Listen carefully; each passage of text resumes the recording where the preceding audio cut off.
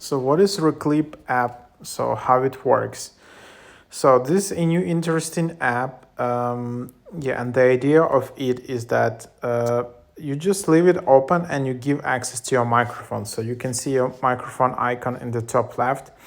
And yeah, it can look a bit weird, but yeah, that's the idea. And then you just browse around and you can take your phone, and I think this app is actually recording your audio.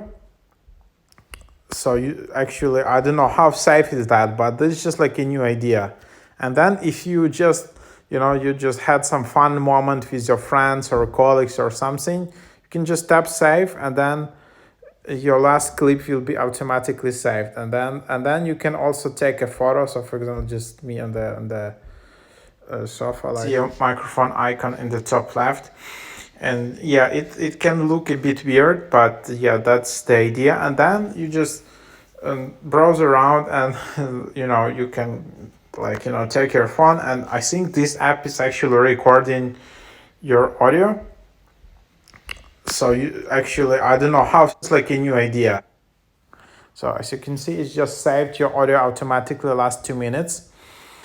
And yeah, and then you can just save it and share it to your library. Then you can just name it, you can edit it as well. Yeah, so that's the idea. So it's pretty interesting.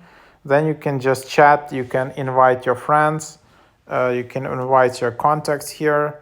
I don't know if it's possible to add by username, or you can search for friend.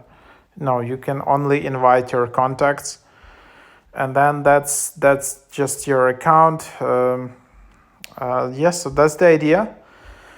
That's how it works. So pretty cool app. Like if you just hang out somewhere, like you're going to the party or something like that, where a lot of funny stuff can happen. So then you just enable this app, and it just records things. And then if you want to save some moment, you just go to the app, and it will automatically replay for you last 2 minutes.